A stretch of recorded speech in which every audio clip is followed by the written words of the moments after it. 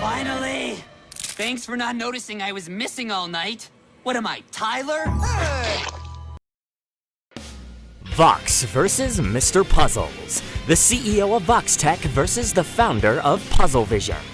Once again, my name is Milk Thief, and welcome to part 2 of my Vox vs. Mr. Puzzles video. Which, the timing of my previous one was not all that impeccable, let's say. So, I've decided to make a second video covering mainly stuff leading up to WotV 2025 and Season 2 of Hazbin Hotel. And before we start, I do want to emphasize what I just said. We will be focusing on new material, Season 2 and WotV 2025. If you want a full basic rundown on both characters and their origins, I highly recommend you watch my first video covering them first before watching this. I will link said video down in the description below. Now then, let's not waste any more time and get right into it. Vincent Whitman was seemingly your average news reporter and weatherman, but his desire for prominence and shining brighter than others drove him to take some drastic measures. And by drastic measures, I mean becoming a serial killer and taking the lives of those who rivaled him in fame, viewing them as obstacles, literally removing them from the picture until he was the only one on the screens of those who watched him. This kept up to the point where Vincent literally formed a cult centered around television and entertainment, with him leading it. Unfortunately for Vincent, fate had other plans for him, as he died and went to hell by having a TV fall on his head while being electrocuted. Talk about a way to go out. And that is how Vincent, now commonly called Vox, came to be in HE double hockey sticks. Upon arrival, he eventually meets and teams up with the radio demon himself, Alistair. The two of them made an unstoppable duo, controlling and ruling over the media as partners, and maybe even a little bit more than that. He and Alistair were going to rule the media and maybe even all of hell together as friends. Or so Vox thought. After being told that there are no friends in hell, Vox swore revenge on Alistair for building a bond with him only to end up rejecting him. So, he formed Vox Tech Enterprises and became its CEO, becoming an overlord in hell alongside his fellow Vs, Valentino and Velvet. And that's how the current Vox that we see today came to be. Now we move on to Season 2. After what was probably Heaven's last attempt at extermination, the Vs found out that through the use of angelic weaponry, angels can be killed, thanks to Princess Charlie Morningstar and her friends. So Vox decided that this was his and the V's chance to be not just overlords, but be gods. Once they get up there, they'll be ruling both heaven and hell by overthrowing the former. Vox could also get the public to side with him, since they naturally would want to get back to heaven for exterminating their kind, and thus Operation Hijack Heaven was underway, with Vox at the forefront leading them. And that is no understatement. As I stated in my last video, Vox is a man of the people. He knows what they want. He knows that he can make them side with him by playing into his businessman side. Hell, he was able to convince all of Pentagram City that he is a god, literally referring to himself as a Führer. And mind you, he can do all of this with or without hypnosis/mind control. A quick rundown of his abilities that he showed in Season 1. He can hypnotize and mind control people, manipulate TVs and technology in various ways, manipulate electricity, and has claws and sharp teeth. And yes, to those who said Vox's mouth was just part of his screen and wasn't real, I'm fully confident in the sharp teeth as part of his actual body, as not only do we see him drink from a coffee mug and beer glasses, but we also see him make out with Valentino. So yes, that mouth is real. Season 2 gives him a newer and wider list of abilities, such as enhancing his electrical powers. Y'all remember how I said in my last video that he could only move as fast as electricity when moving through technology? Yeah, scratch that. He can consistently move as lightning anytime he wants. So, speed buff for him. Vox can also manipulate cables and wires, whether it be using them to hook himself up to and control technology, or just using them as string-like appendages in a fight. Speaking of fights, Vox has proven that he is no pushover in one. Makes sense given that he was a literal serial killer in his past life. He can mimic the voices of other people such as Charlie and Alistair. Vox is also able to take a more demonic, powerful form for a boost in power and abilities. And, even if he is in a bind, he always has his giant flying pet shark Shockwave that he can call to him at any time. Then there's his most powerful weapon. When getting all of hell to side with him, this includes reaching out to other overlords to help fight against heaven with him. This includes Carmilla Carmine, who, as proven in Season 1, has access to angelic weaponry. Next, in order to match Heaven's might even more, he needed to fight fire with fire, aka angelic might with angelic might. So, using his voice mimicry, he lured and captured the source of this weapon's power, the actual King of Hell and Sin of Pride, Lucifer Morningstar, using his power to fuel the Might of Lilith. Named after Lu's wife, this giant laser cannon that harnesses the power of an angel was capable of shattering the entire barrier that covered and protected heaven.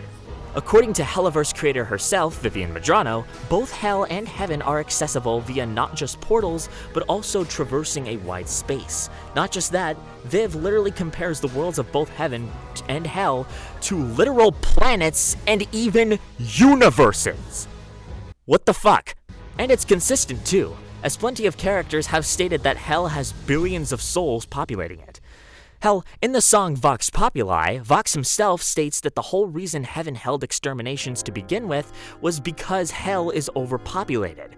Carmilla Carmine also stated that if the MOL is overloaded, it will blow up, taking half of the entire pentagram and everyone living there with it. Meaning that a single blast from this has the force equivalent to 60 Yoda tons of TNT, at least.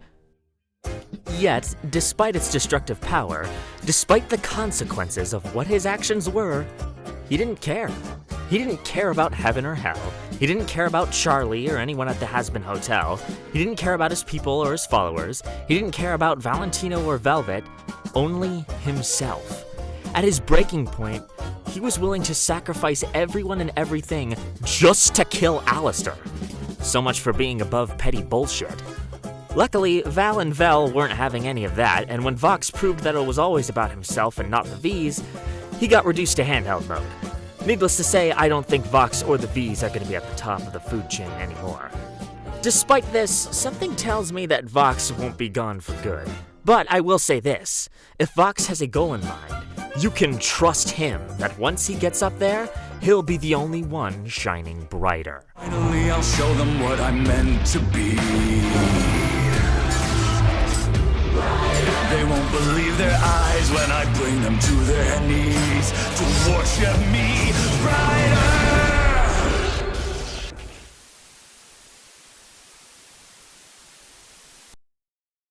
Picking up right where we left off, after getting launched into next week yet again, Mr. Puzzles was left as a man with nothing left to lose after betraying Mr. Weapons, Toomp, and the SMG4 crew. He thought his life was ruined and had nowhere left to go. Until he heard of a little place called the Internet Archives, a gigantic library that stocks all media on the internet since the internet itself basically became a thing. While this library had a whole bunch of media and artifacts scattered around, Mr. Puzzles only wanted and got his hands on one, a universal weapon called the YouTube Remote. Previously owned by former YouTube CEO Susan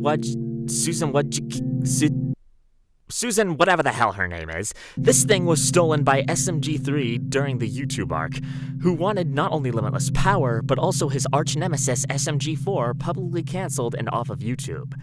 After his defeat and banishment to the internet graveyard, as well as Susan's step down as YouTube CEO, it was stored in the Internet Archives for safekeeping. That is, until Mr. Puzzles got his hands on it. One of the many abilities of the YouTube Remote allows its user to time travel, mainly through YouTube videos, which is exactly what Puzzles aimed to do. He planned to go back in time to erase his mistakes so that he could be friends with those he wronged again. Weapons, Toomp, and the SMG4 gang naturally didn't trust him and chased after him, which kicked off WotFi 2025. This thing is probably one of the most busted things I've seen in SMG4. Aside from time travel, this bad boy grants a whole bunch of other abilities. It can rewind time, fast forward time, pause you in time, mute your voice, change the language you speak, create portals, summon entities, make fictional things become real, de-age you, and more. As broken as the YouTube remote may seem, its weaknesses can be a problem. If used improperly, it can not only become jammed, but it can also create anomalies that are capable of destroying the universe, and potentially the entire SMG4 cosmology, which can also be its greatest strength, but it is kind of a risky move considering that it'll take down everything and everyone, and not just Mr. Puzzles and his opponent. Mr. Puzzles can also be completely disarmed of the YouTube remote by his opponent, which would not be great news for him. And finally, while extremely versatile, none of the YouTube remote's functions are really all that lethal, or not inherently anyway. After all the previous Watfi villains' defeat, the universe-destroying wormhole still remained. Mr. Puzzles knew that in order to close it, it had to be sealed from the inside. Knowing that he had nothing left to lose, he dove right in. With the help of everyone there, they did eventually close it. Is it impressive? I suppose. Does it scale Mr. Puzzles anywhere? In my opinion, not really. As we can clearly see, Puzzles did have help from like 12 other people, and even then they were still visibly struggling. So Mr. Puzzles likely wouldn't fully scale to this, or at least when going off of this feat specifically. There's also the fact that this rift capable of universal destruction was created by the YouTube remote itself. So if anyone or anything scales to this rift, it would be the power of the YouTube remote, and not Mr. Puzzles himself. With the end of Watfi 2025 on the horizon, Mr. Puzzles and Mr. Weapons knew that after everything they've done, there was no hope of being friends or getting back together with those they've wronged. So, in atonement, both of them sacrificed themselves, sealing the rift from the inside, presumably sealing their fate. But in the end, Puzzles was still happy, because he still got the companionship he sought since he was a child. In the words of Mario, Mr. Puzzles was never truly evil, just lonely. When people are lonely, they do some crazy shit to get people's attention. This describes what Mr. Puzzles was to a T. At first, it seemed as though he wanted fame or perfection. He wanted that perfect 5-star rating. But in actuality, he wanted attention. He wanted someone he could share his interest with. A friend. Unfortunately, he realized too late that what he was searching for was right in front of him in the form of Mr. Weapons, who also did some stuff in the past that he regrets. Mr. Puzzle sought friendship and atonement for what he's done, and in the end, he got both. So, with a smile on his face, he took one final bow and said, "That's all, folks." Maggie! I've wronged you more than I could ever atone for. We'll never be friends. And maybe that's how it always had to end. But if my leaving brings you even an inkling of peace, then at least I did one thing right.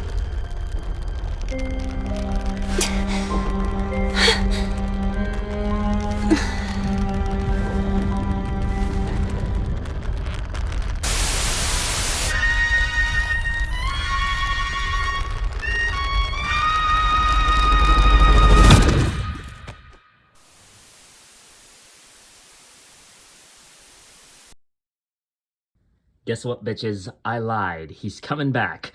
He's getting his own show. Yeah, I decided to keep those analyses short and sweet, so now you know why they're not as long as my first videos. So now we come to ask the million-dollar question. Who wins? Now, while I was producing this video, I saw a lot of people say that this matchup was the quote-unquote Omni-Man versus Homelander of indie animation TV villains. Personally, I see it more like Joker versus Giorno or Shigaraki versus Mahito. People say that it's still a stomp, which it more or less is.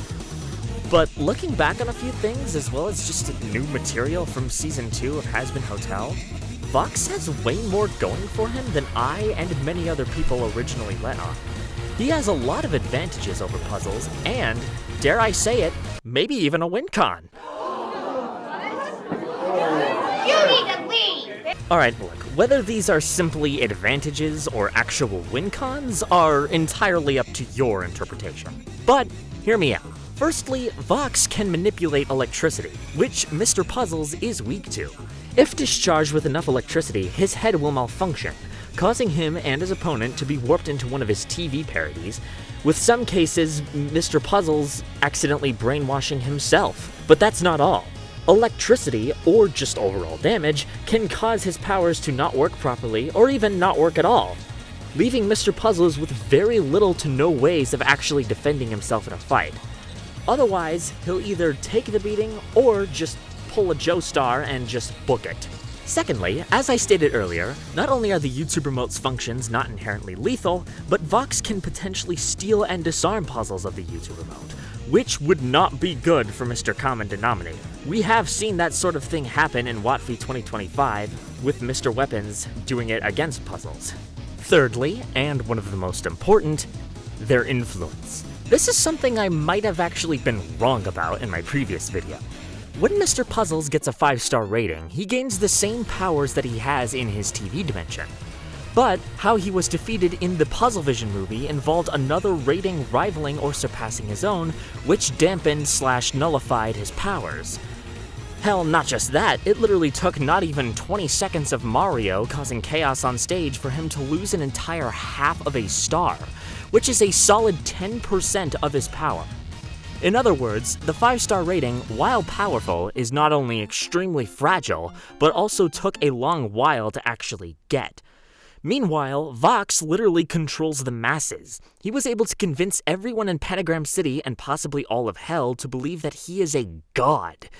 If Vox is given the opportunity, 5-star rating? Gone. Reduced to atoms. He shits on the reputation of Alistair and the Hazbin Hotel numerous times. Hell, ruining people's reputation is kind of the V's whole thing. They do that all the time. As for what I said in my previous video about Mr. Puzzles gating ratings from beyond the fourth wall, I now find insufficient for proof. Considering the fact that this may or may not just be a non-canon gag or outlier, considering it's only brought up once in the trailer and never again throughout the entire Puzzlevision movie. Not only that, you can still damage his rating from inside the fourth wall, as proven by the SMG4 crew, so it's kinda useless anyway. Next, another important one, is combat skill. Mr. Puzzles is a formidable foe, but the only reason because of that is because he has his powers, or whatever it is in his arsenal at the time, to fall back on. TV Dimension, Creative Control, Puzzle Park, YouTube Remote, etc. In actual fisticuffs, he consistently gets his ass handed to him by characters stronger or more skilled in combat than him, like Mario or Mr. Weapons. Without his powers or anything in his arsenal, he's the CRT equivalent of a sitting duck. And even then, he can still get his ass kicked with things like the TV Dimension by Weapons and Tomb. Vox may not necessarily be on the same level of skill as veteran assassins like Weapons, but he was a serial killer in his past life, and has shown to be no slouch in combat in general. Even if you do want to argue that Mr. Weapons had help from Tomb, Vox can always call Shockwave if he needs help or is in a bind. If Mr. Puzzle's quote-unquote reality warping was on that Bill Cipher levels of broken, I'm fairly certain that he would not have lost against anyone he previously fought with that sort of thing. And of course, there is Vox's sinner physiology, as annoying as it is to be brought up. The question of if Mr. Puzzles can truly permanently put down Vox. Viv stated herself that sinners are able to regenerate, but I and many others have been skeptical about it since we have seen other low-tier sinners get hurt by non-angelic weapons, nor have we outright seen someone regenerate in the Helliverse at all. I scoured all canon material to Hazbin Hotel, hoping to find some implication of a limit to sinners' regeneration, or just to how it works. Luckily, I found something, which is the perfect transition into Mr. Puzzle's advantages. Sinners' immortality gives them the ability to not die from old age or from any illnesses. Take Alistair, for example. It also gives them the ability to recover from injuries that would otherwise be lethal to them. I found 2 examples of this to be the case. In the episode Radio Killed the Video Star, when Velvet was calling Vox about Valentino throwing a tantrum about angel dust, she said this. And, what's got him so out of sorts today? Who knows? But he tore up my best model, and you know the show can't wait for that unlucky bitch to pull herself back together. This statement implies that regeneration is possible, but it takes time. Hence why Velvet stated that the show couldn't wait. Not only that, in the first episode of Season 2, we see Nifty stabbing a sinner multiple times with said sinner being completely fine while just taking a picture. quite honestly, that's one of the few ways you can interpret it. We've yet to see how these sinners recover, but from what we have seen, not only can they shrug off otherwise fatal injuries, but they can recover and pull themselves back together through some unknown means. But one thing seems to be for certain, and that is that Sinner's regen is done over time. Time that Vox is not going to get from Mr. Puzzles.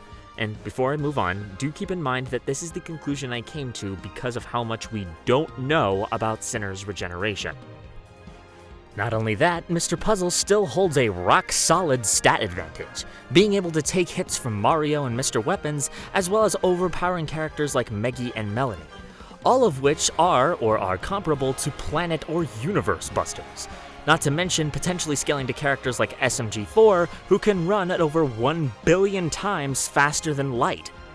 But then you might ask, what about the Might of Lilith or the YouTuber mode?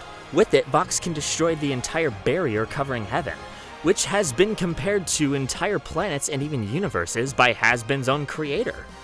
Surely Vox could defeat Puzzles with one good shot from that, right? Possibly, but the thing is, the YouTuber mode, while less lethal, can seal universe-destroying rifts, and that's actually its low end. SMG4's statement could be referring to his entire cosmology, which does have higher dimensional planes that transcend space and time, like the Great Beyond. In other words, it's a universal high end via the Might of Lilith against a universal low end via the YouTuber mode.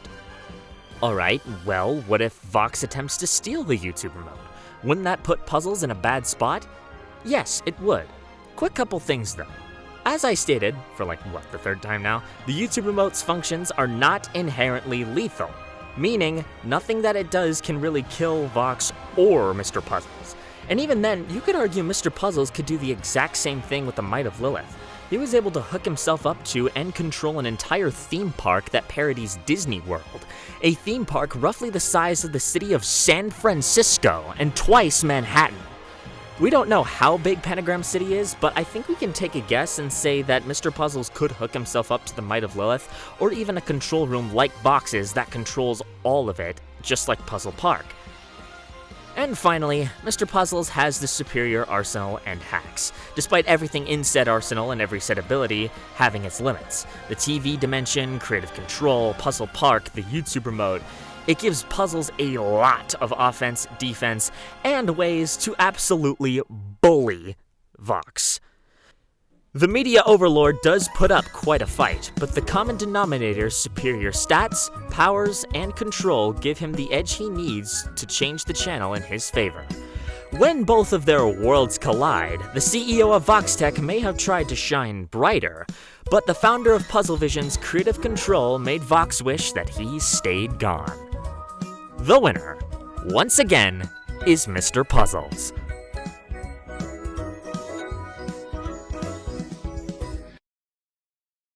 Now, I was originally going to throw in a certain King of Only into the mix to see how he'd fare, especially since plenty of people in the comments section of my first video wanted him, and I used his music without even batting an eye towards the guy.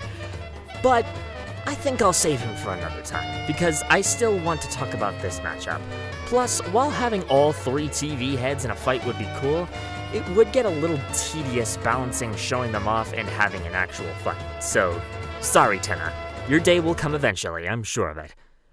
Despite being more or less a stomp, that and stomps don't automatically mean bad matchups, I do want to talk about why I actually love this matchup. The core theme of this matchup is formerly human, TV-headed antagonists who obsess over television and entertainment, hiding their unstable mental state and desires for world domination before a charismatic, smiling persona. The only thing that differentiates them is their relationships with their peers/friends and views on atonement for those they have wronged. Now for connections. Both are major or main antagonists of their respective stories. Vox as a V is one of Hazbin Hotel's main villains and takes center stage in Season 2.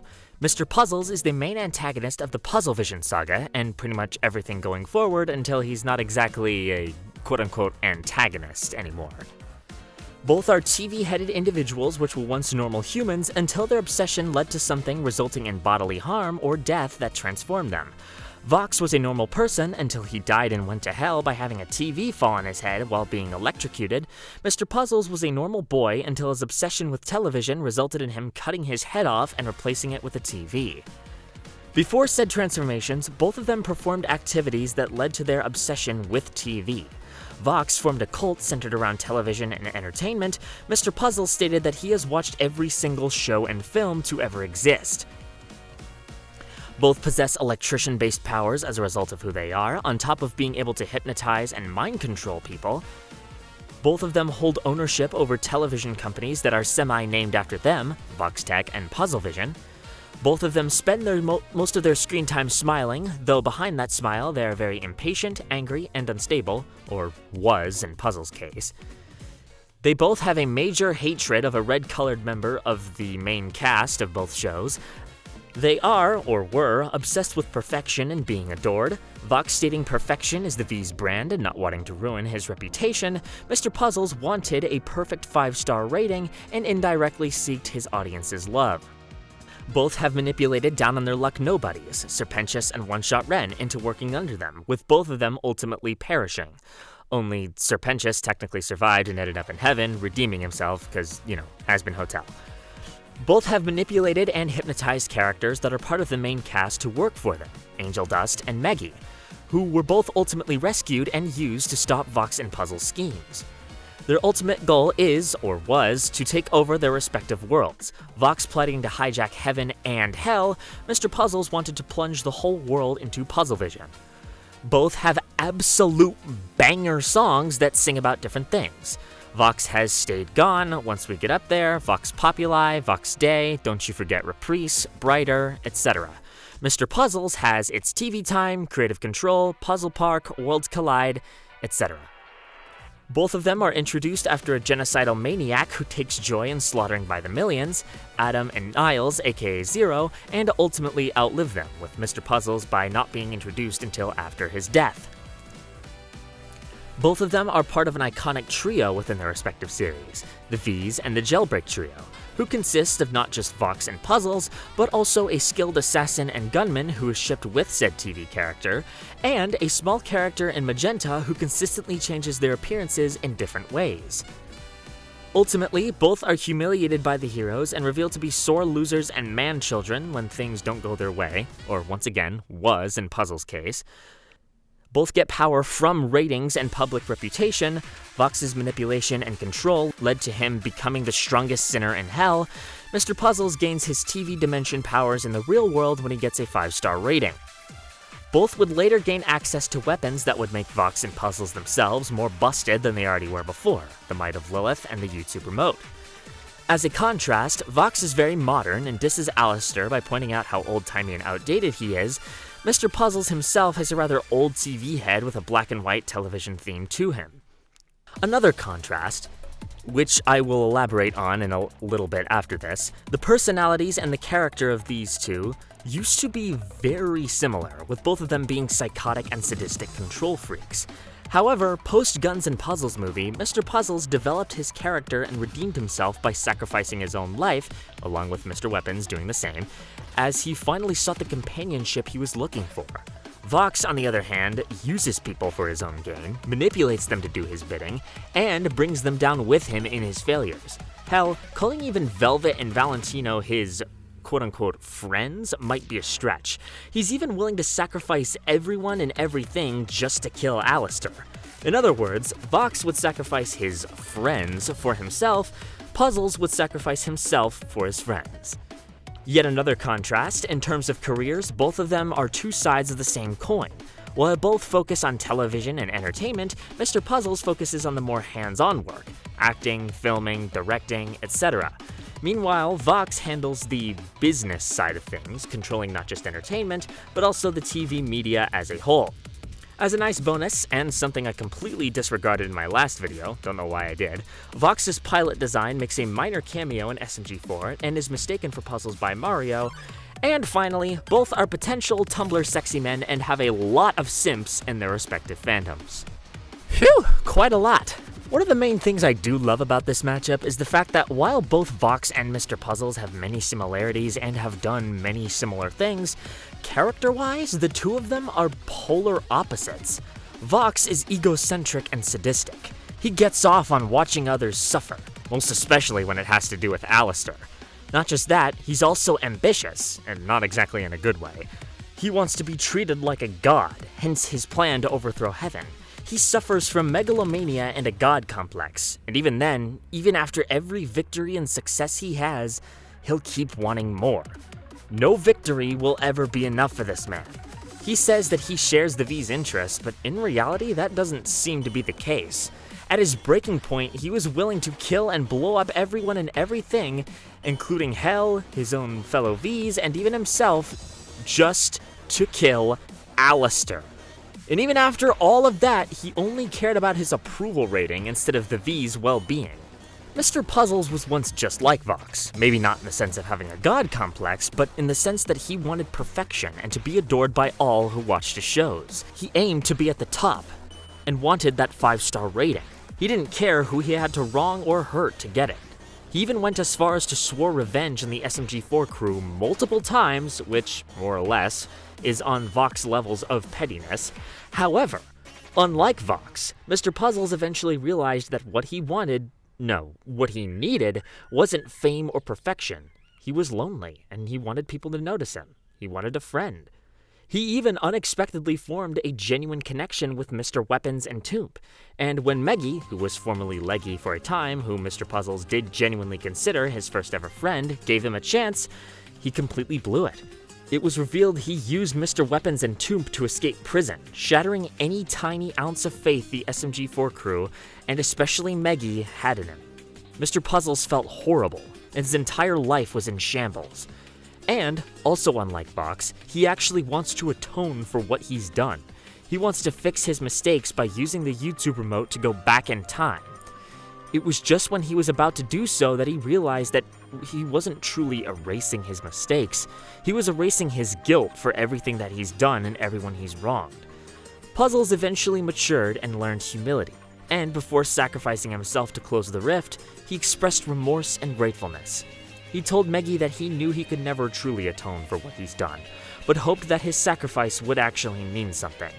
He tearfully apologized to everyone, knowing that manipulating their ambitions, obsessions, and goals to be considered quote-unquote better was wrong. And right before the rift closed, he hoped that Meggie and the rest of the SMG4 crew would have a brighter future. And that is the main contrast between them. It's an irredeemable villain versus a redeemed antagonist. Gluttony versus abstinence, pride versus humility. These two have done many similar horrible things to other characters in their respective shows, but both of them went down completely opposite paths in terms of character. And I think this could make for a pretty banger episode of Death Battle, regardless of whether you think it's a stomp or not, even though, as I have just proven, I don't think this is as much of a stomp as people think it is. And even then, they've made plenty of one-sided episodes entertaining in the past. Is the matchup perfect? No. Is any matchup perfect? No. Do I still absolutely adore Vox vs. Mr. Puzzles as a matchup and a potential episode? Absolutely. I'm well aware that both Vox and Puzzles have plenty of other good opponents, but this matchup's vibe speaks to me, enough to the point where it's actually my most wanted, believe it or not. But hey, maybe I'll do a video on another opponent for either of them sometime in the future. But anyway, I believe that's gonna be all from me for now. Tell me what y'all think down in the comments. Did I miss anything? Let me know. Like and subscribe if you want to see more, and I will see you all next time. Bye-bye.